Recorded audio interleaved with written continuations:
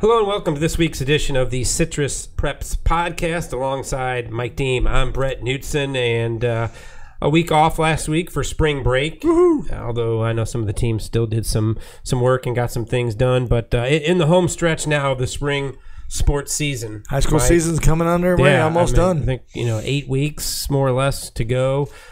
Ready for the postseason and a couple of the spring sports. Still some time to go for a few of the others, but and of course spring football going to be starting too. Is a couple weeks I think right now. Yeah, and people get ready for the various things they're obviously going to try to accomplish in spring football, which we've talked about that a little bit before. Spring football is one of those where it means different things to different teams, and it'll be interesting moving forward. We've talked about how the playoff system has changed, but still, new classification, new districts, new coaches, new coaches. Here at Citrus, we have O'Brien, so he's going to have to get his troops wrangled up and find out what he's got. Yeah, that's one of those things where it's kind of it is starting from scratch for Citrus. I mean, you've got to install the offense, the defense, and get to know your personnel. Obviously, with Citrus, a couple of coaches are going to still be there. Who've been there for a while, and that helps you get to know your personnel and get ready for what you want to do. But obviously, some system change means it's a lot of work. So spring will be a little different for the Hurricanes. For Crystal River, different in the sense that, obviously a huge How do you success. replace people? Yeah, you've got, Jaden Williams, DeAndre Parker, Tyler Sandak. Just the list goes on of seniors who were key contributors. Miles Hampton, and, a few of them will go on and play college football, which just tells you how good they were. So spring for the Pirates will be, looking for the next guy who can lead them. So that'll be an interesting spring for Cliff Lowry. Coach Harper is going to have Coach Harper at Lecanto. I mean, he talked about, last year had a lot of sophomores who elevated to juniors and wanted them to step up and make an impact. And I know the season did, he'll be the first to tell you, didn't go like they wanted, wasn't happy with it. And so now you need those juniors to assume a huge leadership role and also take a step forward in what they can do and what can be expected of them on the field. Got to continue to try and find some athletes, and I think that's for all the schools. Monty Van at Seven Rivers, it was kind of what we're talking about with Citrus. They're a year ahead of it. It was a change of philosophy. I mean, we know buying in. Kids got to buy in this program. Seven Rivers was run the ball 98% of the time, and now they tried to throw it a little more. So that'll be part of what Seven Rivers tries to do in spring for them. And then, of course, the Hernando County schools obviously changes there. Wikiwachi has a new head coach. Nature Coast he's at Nature Coast, and that just sort of the rich get richer down there. We'll see who the next running back star is for the Sharks as they move forward, and then what does Central do to rebound? Tough year for them. They've got some work to do. Hernando was very solid again. First year head coach, but they put together a nice season. So see what happens there. So it'll be interesting with spring football moving forward. But we're going to talk about what's going on right now, and obviously it has been a tremendous year on the wrestling mat so far for most of the area schools, but in particular, you see right there for Lecanto, there's Coach Greg Harper. We talked about the influence of football and weightlifting and how much it sort of goes hand in hand. Sometimes it does, sometimes it doesn't. But Lecanto wins a regional championship. They won that over in Leesburg, Mike. The team championship, they also had 5 individual champions. Shane Thornton at 154, Hunter Pitts at 219, Chris Rios at 183, Dennis Johnson at 238, and Sean Ruby, a heavyweight. So certainly congratulations to Lecanto, their 3rd straight regional championship. So getting it done,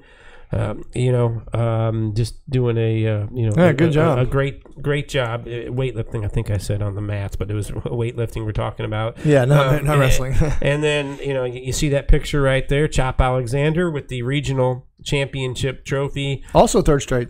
Third straight. So, I mean, whether it is football related or not, and here are the guys moving on. Dylan Frew, Brendan Rooks, Dakota West, Carson Flugel, and Will Remley are the ones that will move on, and as well as the team, but they took home individual championships. So, great to see that. We mentioned a lot of those kids also played football. And that's it's kind of hand in hand, really. Yeah, important.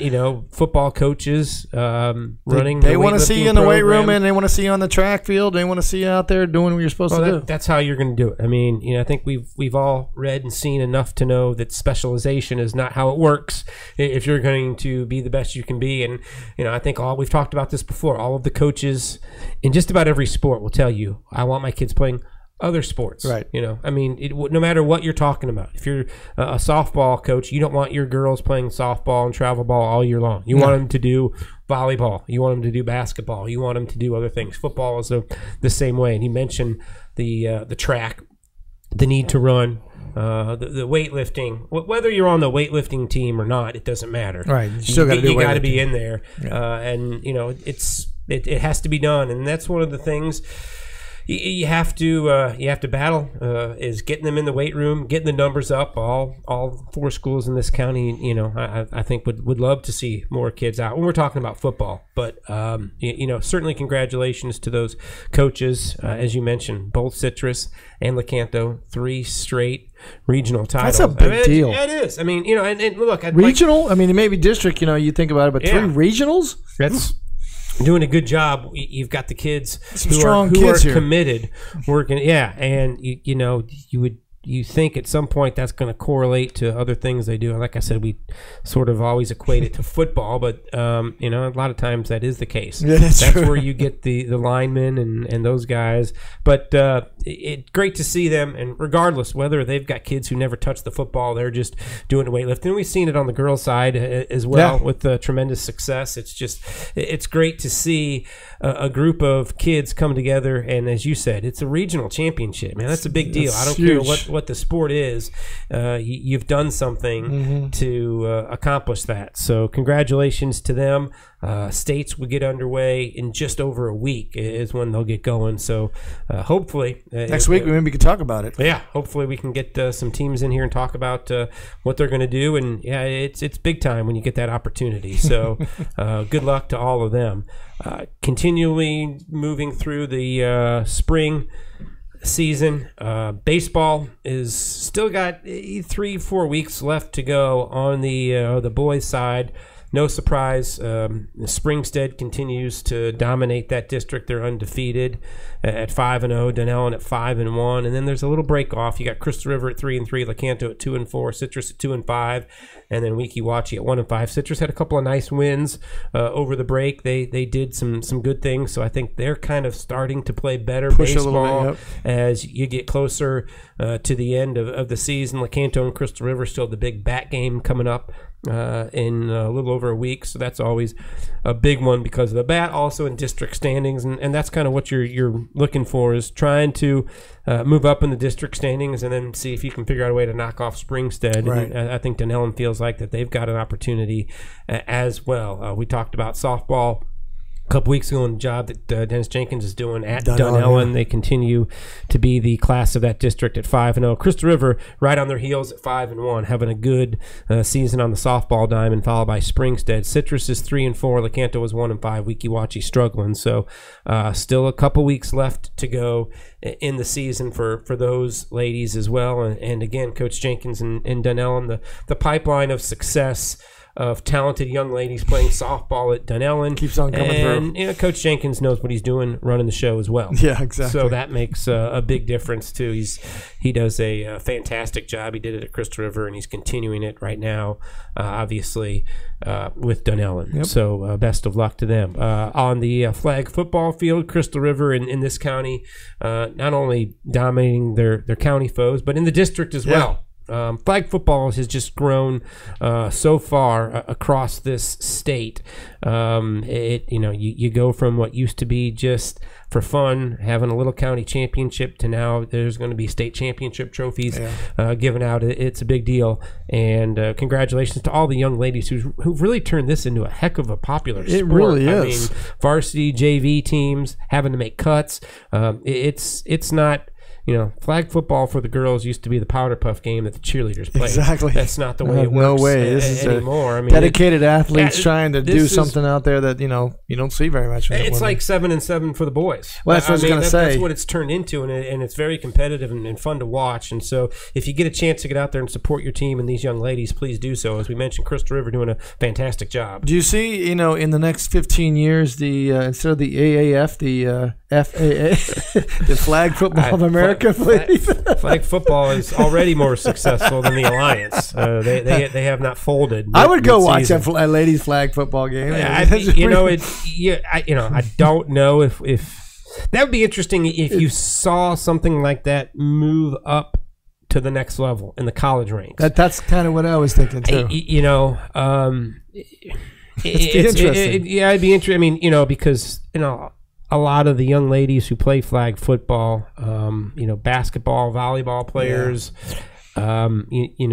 would you do scholarships, and would they pick flag? It's already club ball, and there's already clubs in universities right now for flag football for ladies. You see it. Whether they're going to be sanctioned by the NCAA. And remember too, I mean, this started in this county, going on, I think 5-6 years ago now. Gender equity was the main reason. Mm-hmm. You have to try to create those numbers, and it has been an overwhelming success. I mean, I remember, the goal the first year was to field a team, 12 or 13 girls, maybe come out for tryouts. Yeah. Was the goal. And now you're talking about 40 girls trying out and having varsity and JV. I don't know if we'll ever see that move up to the college level, because I mean, it's one thing to say it's popular and there's club teams. There's also club rugby teams on college campuses. True. You're very right. There are club hockey teams all throughout the Southeast. Mm-hmm. Doesn't mean you immediately. The one thing about flag football, as opposed to maybe some of these other sports, is the relatively small potential cost. Correct. I mean, and the mainstream look of the football game is that most people know what that is. Yeah, I mean it's more of a predominant. People know what they're looking at. But you'd be battling. I assume you would put it. I don't know for sure. You'd put it in the spring. You're battling college softball, which is. I don't know. I just thought it'd be interesting to have them the next level they can go to. Well, maybe we need to send you to Indianapolis and you can talk to the NCAA. And see if you can. You got to watch some of these games. I would imagine they're pretty interesting. Some of these games, especially too, like we said. I mean, if you're going to just get down to the brass politics of it all and gender equity, flag football would make a lot of sense, because it would take up some scholarships on the women's side that you desperately need. Whether that would happen, I don't know. So we'll have to see as that moves. Sorry, I was a tangent. I'm sorry. No, it's good. I mean, it just shows you how the sport has grown here in the state of Florida. I mean, you still talk to. I know I talk to friends in other states, and you talk about flag football, and they go, "What do you mean?" Well, in the Southeast, they don't get it that it is a state-sanctioned championship sport. It's still. I mean, that's the other thing. Yeah. You don't have enough girls across the country playing it. Well, that's what we're saying right now. And hopefully we can get some ADs and say, hey, look, we need to bring this on. If Florida's successful, why can't Alabama be successful? Why can't Georgia be successful? Yeah. There's a lot of things to be involved in. Now, it'd be tougher in the Northeast, but, we'll see what happens. But the Southeast, you should be able to. They have a hard enough time playing baseball games up there and getting those in. Speaking of that, college baseball still going on. Still a lot. Florida and Florida State still hanging around the top 25. Neither one of them playing great baseball. No, they were ranked up there high. They dropped pretty hard. Yeah. I mean, college baseball, it fluctuates a lot. Yeah. You can't look too much early on, but now you're getting the mid part of the season. Florida had a rough spell against Vanderbilt a couple weekends ago, but then come back and were very good against Alabama. Just if you look at the success that Coach O'Sullivan has had, you would assume that when we get to the end of the line in the SEC baseball tournament, his team's going to be right there sniffing around regional and a super regional host. Interesting with Florida State. I mean, obviously it's Mike Martin's last year in Tallahassee, and they've got questions to be answered about who's going to be the next head coach. And of course, they would like to send Mike Martin out with a trip to Omaha, but they've been spotty at best lately. They've already dropped 2 to the Gators. They lose 2 out of 3 to Boston College. Inconsistent is just the way they. One day they're game beaters, and the next day they just look like they don't need to be there. Yeah, and I think it's 10 or 11 in a row now. The Gators have knocked off the Seminoles. Some of those are regular season midweek games, and a couple of those are actual super regional games. So they've dominated. Florida State, USF, and UCF still playing good baseball. Stetson, we've talked about the quality program that they have over there with some local talent as well. So that's still moving on. You mentioned it real quick, and we'll only say it because we'll talk about the Bucks and the NFL. But you talked about the Alliance just turning over. It's just a disaster. It almost to the point now, Mike, where, and I know Vince McMahon is going to go forward with his new XFL, but haven't we gotten to the point where the NFL is it and nothing else works? I'm thinking that there's no other way you can have it. I mean, I don't know if the XFL is going to be playing at the same time. I forget when their season will be. They're a year away. But are they playing in this spring also? I think spring summers when they're going to do it, kind of like they were. Unless they have a totally different kind of a product, as Arena Football tried to do. But it just doesn't work unless you have the backing of the NFL, to be honest with you. And that was the problem. And you had a league the that NFL's was not financially stable. They had an investor. The NFL's not going to do that. Why should they do that when they got a free program with college? College just gives them everything they need. Yeah, that's the thing. I mean, everyone talks about that the NFL would like, and I don't know if the NFL would, maybe the teams would like the pipeline, the AA, AAA like you have in baseball. But again, you saw it with the Alliance. They tried to have that pipeline, but the Players Association said that's exactly right. We don't want our guys getting hurt. Mm-hmm. You don't. Maybe it's because baseball has existed for so long, and we've had the minor leagues. That's why. But I don't think you're going to have the NFL teams willing to, have the Orlando Buccaneers, or whoever it was, make a minor league team, make it a minor league sport. Which I think if you ever were going to do that, that is how you would have to. Exactly, I agree with that. Don't call it professional football. Call it minor league football. Make it like minor league baseball. And figure out a way that you can get these players in, the number 3 quarterback on the team, the 3rd string running back, offensive lineman. But, you look at MLS, and I mean, MLS is doing it with the academies, and they're putting up their USL teams, and they're putting up academy teams, and they're playing those. That's similar to what I would think that NFL would have to do, is that to invest in, like you just said, the Orlando Buccaneers, and that would be to be affiliated regionalized, with that. Yeah, because then you have continuity between fans, and we're going to watch that because I want to see who's going to be the next player coming up on the Buccaneers. And the tickets are cheaper. Exactly. You can go watch it. I mean, it fills a void, but it has never worked with a rival league. Nope. It has never worked with a new upstart league, no matter what kind of crazy uniforms and fancy logos. And yes, there was the AFL, but that's back in the day, so don't even worry about that. Don't even go there. Yeah, so I don't see how the XFL makes it, but we're just. We are a society that is. We know we've got 9 months off. You got February and you got to get till September. Yeah, that's just how it works. That's the fans, and everything else is sort of unimportant at that point. The NFL and the Buccaneers, the next big thing obviously is the draft. There's 10,000 different people with who they think and what they think and all that. I know you've said on several occasions we know defense is going to be where we're at, right? As we get closer, like the week before that I leave for the draft, I'm going to give you my picks of what I feel like they're going to do. And I'm going to be probably honest with you, is I'm going to be completely wrong. But that's what everybody does. Right now it's a speculation game until you figure out what the top 4 teams are going to do. It may be a trade. Who knows? They could trade down and get some more. There's 1,000 ways to go. But, I mean, we will do that. That's the great thing about the draft, is that the speculation and the movement to think about what could happen and who could be on our team that's the big deal with the draft. And that's why people watch it right now. That's why it's become a big spectacle. Yeah, the only real big Buccaneers news I would say is when you had Coach Arians publicly question and just say McCoy. Gerald McCoy is not worth essentially what he's getting paid. He's not doing what that type of money is worth, and he didn't say he's not on the team, but I think he pretty much spelled it out. McCoy did not show up for the first day, so I think you can read into that a bunch of ways. Yeah, I think it's, I mean, I guess there's always a way he could end up playing, but right now it doesn't look like it. Well, you look like it could be trade bait. It could be trading, looking at trades for that. There's not a lot of cash value, cash on the Buccaneers to sign a lot of free agents. So there's a lot of ways that this can go. But I mean, that could be just posturizing for other teams to look at it and say, hey, we want McCoy or whatever. I mean, New England would be a great way to go, but they just picked up another guy, so who knows?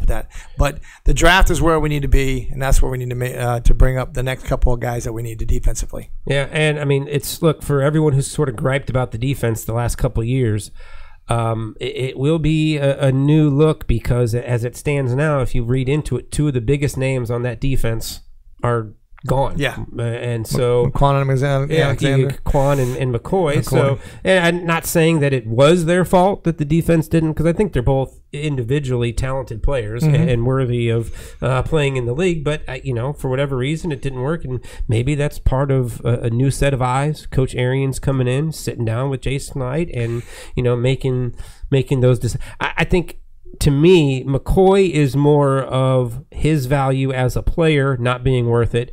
To me, I think Quan Alexander I think they value him as a player. Yeah. And I think they would be a better team with him, and they know that. It, to me, was more financial. It's financial. There's definitely financial. McCoy was more talent, I believe. Right. They got Vay, so they know that they can back up, with McCoy. So Arians is looking at that. But they're also going to a 3-4 on this, so it's a little bit different scheme for McCoy to try to adapt to in a year. Yeah. So there's a lot of variances in this, but granted, who's to say that McCoy won't restructure his contract and bring it down, and maybe they try to keep him for a backup? Who knows? But if that's the case, I doubt that's going to happen. But with the way Arians sort of threw it out there, it was a parting shot. That's what he got. I mean, with the way these athletes are, and as quick as their feelings get hurt. That's true. I mean, that's the one thing you give Coach Arians. He's old school in that sense. He's not going to dodge too much. No. He's not going to say, well, you will see. I don't know. I mean, I let Jason handle that. Well, I just straight up said it. Yeah. That's okay. And he'll be that way, I think, with the team itself. If Winston stinks, I think he's going to say it. If Winston stinks, would God help us, because Blaine Gabbert is not going to be the answer. Well, no. And first thing I thought of was, I remember watching, I think it was the second to last week of the regular season, he had to play for Tennessee, and like a 9-3 or 9. It was just horrible to watch. But I mean, I'd rather have Ryan Griffin. That's why you have a backup who's not supposed to play. That's why your starter. Green Bay, Atlanta, New England. They don't worry about who that guy is. Right. So the Buccaneers fans, if you get to him, the season's already a loss. That's right. So it doesn't matter. Speaking of a loss and not a loss, let's talk a little bit about the Rays, because I mean, wow, how do you come out this? I mean, you look at this and you say, what's going on? What is the difference between now and last year? Well, I mean, it was a 90-win team last year. It's still, but I mean, the start that they had right now. Yeah, it's fantastic, and I'm giving up less than one run a game. Yeah, you can't. It's 162 games. I know, and it's 6, but we are the Rays, and we want people to be happy. But that's why it's impressive in the sense that what they did with Houston coming into town. Yeah, and Colorado is a really good team from a year ago too, and what they've done to them. I mean, it's early, I know, but wow. But I mean, look, when there are some teams, the beginning of the season doesn't matter.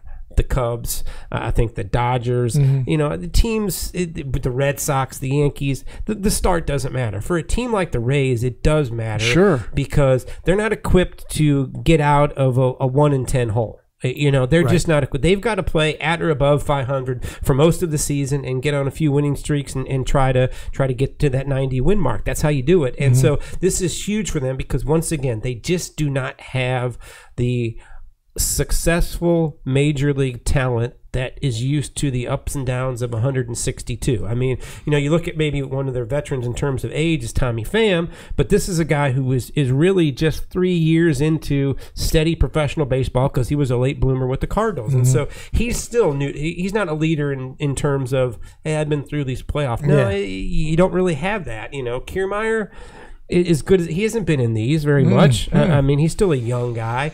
What I was just thinking about with the Rays was how tough it is. And I'm unfortunate. I mean, I'm not a fan. I wasn't born here. I only kind of pay attention to them when the team I root for is not playing. It's got to be so tough as a fan because on one hand, you've got a scouting staff, a player development staff who may be right up there with the best in baseball. Yeah. I mean, they sort of rival Houston for what they've done. I mean, you think about how many unknown names that you don't know, and all of a sudden they just break out. Tore it down to build it back up, and that's not easy to do. I mean, the San Diego Padres, they tear it down every third year, and they build it back up. I mean, the Whites, you can go up and down the league, and you see these teams that try to go with these younger kids, and we're on our way to building it, but the Rays keep doing it. Yeah. And not only that, they had, I think it's great sort of looking back at this offseason, all the anger and hostility by starting pitchers over what the Rays are doing with the opener. Yep. Well, why are they mad? Because you're about ready to take away some money from them and their brethren, because the Rays have figured out a way. Exactly. I mean, what about the Giants who, when they got wind of Madison Bumgarner, oh no, that ain't happening here. I'm not going to let that happen. Why? Yeah. Why? You're worried about it. Well, because the Rays have found another way to make it work. And, it just, outside the box thinking and trying to figure out what. I mean, they're paying a starting pitcher. I mean, Blake Snell. He's a big boy. We're going to pay one starter, and then we'll just litter it. So it's amazing what they've done to get themselves in this position. But then you've got the other hand of ownership being cheap. They trade off talent when it gets to be a chance to pay him. They did pay Blake Snell. But they continue to do this. You've got the whole stadium issue, which just I don't see how it works anywhere in the Bay Area now. Maybe there's some grand plans somewhere else. But it's so tough because it would be great to know that the stadium's being built, keep watching this team and say, man, get behind them, because this is a young group of guys that don't know any better and are off to a great start. I don't know if it means they're going to win 95 and make the playoffs, but it would be a team that would be fun to root for, but you just can't, because you got an ownership group that will sell off talent when time comes. At least that's what they've always done. You've got an unresolved stadium issue, which everyone thinks means they're going to be moving to a different city. You've got a current stadium, which is an armpit. I mean, actually, I have to. You like the lighting? Is that you like the new lighting? You like that? I'm actually, the Trop has always been one of my favorites because my kids grew up there and we used to go there all the time. So it's more fond memories for me as a family going there. But the Trop itself, yes, it's kind of old and antiquated. Well, but the way that I look at it is this is what we have. This is what we had. We had a professional game, and I would go there with my family and basically say, "This is cool." It's inside and air conditioned. Pretty much, that's one of the things. The best thing about the Trop is that you do not have to worry about your skin falling off while you're watching the game. I mean that, and it is professional. It's Major League Baseball. It's great to have a team. But I agree with there's a reason why the Kingdom was imploded. There's a reason why the Astrodome is not home to the. It just doesn't work. Retractable roofs is the best way to do it, and you can make that. I've been to Houston. It is an awesome stadium to view from, and even though you spend most of the summer with the roof closed, when you go in there, you don't feel that way. It's got the feel of a ballpark, not a stadium, which is what the Rays have to do, and they will do. We just don't know if it's here, if it's Tacoma, if it's Charlotte, who knows, or Montreal. And like I said, that's the tough part about being a fan, because I think there's a lot of people here that would love to get behind this team and say, okay, because you've got Blake Snell for a few years now, and there's still some, you still got Kiermaier for a few more years, and they've shown they can develop players who can succeed. And oh, by the way, the other part that we probably don't talk a lot about is, what about Kevin Cash? I mean, remember, Joe Maddon said, I'm out of here. I don't like the direction this is going. I sort of did as much as I could with these spare parts, and I just can't keep it up. I'm going to go where there's a higher payroll, better talent. And Kevin Cash was brought in, and I didn't talk to Stu Sternberg when it happened, so he didn't consult me, but it felt like, okay, here's a young manager that will just bridge the gap to whatever happens. Exactly. We'll mold young manager the same way we're doing the players. They're going to be the same way. But eventually he's going to reach the end of the rope, and on the cheap.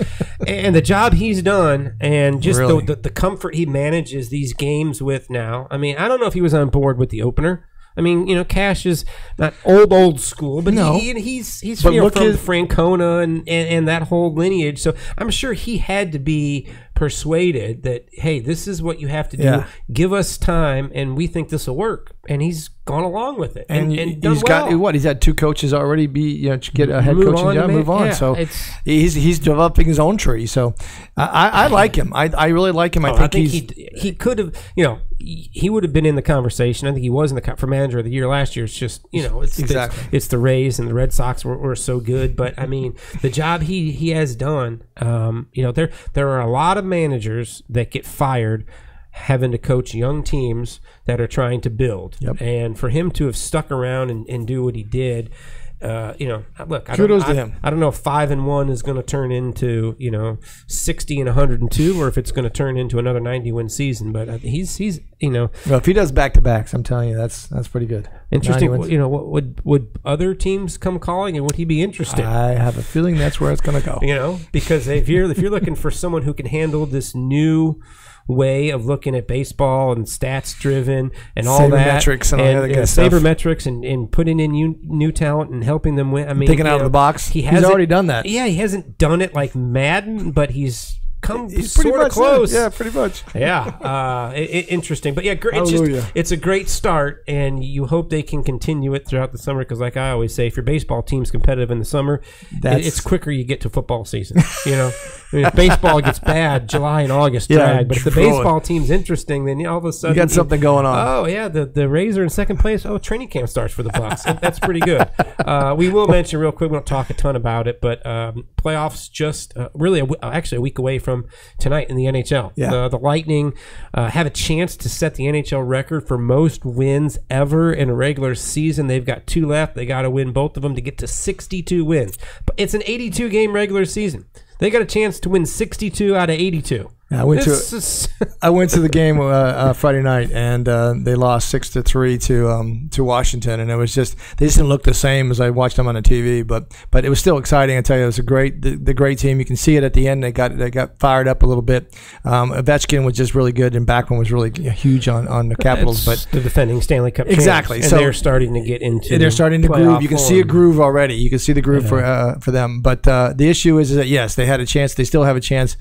That's a huge milestone. I mean, milestone. If you're a hockey fan and you think back to, I think back to Gretzky and the Oilers and how unbelievable with mess that they were. I mean, the Lightning could. I know it's a different league, but still, 62 out of 82 is unbelievable. The only problem with the Lightning moving forward, and I think you saw a little bit of it, and that's just one game against the Capitals. But when you get to the playoffs, you got to win 3-2, 2-1 games. And while I think Vasilevsky is fantastic, I think he's underrated because they score so many goals. His numbers aren't as good as the best goalies in the league. He's going to have to steal a couple games in the playoffs for them to win it, because you're not going to win playoff games 6-5. Yeah, I think they're back defensively. They were a little suspect against the Capitals on it. Basically, they lost some pucks in their attacking in the defensive third, and it just didn't work out really well for them. They couldn't crash. Yeah. They couldn't get inside the net and block them out. So they've got a lot of offensively gifted players. They do. But you've got to play so good defensively in the playoffs. Is a huge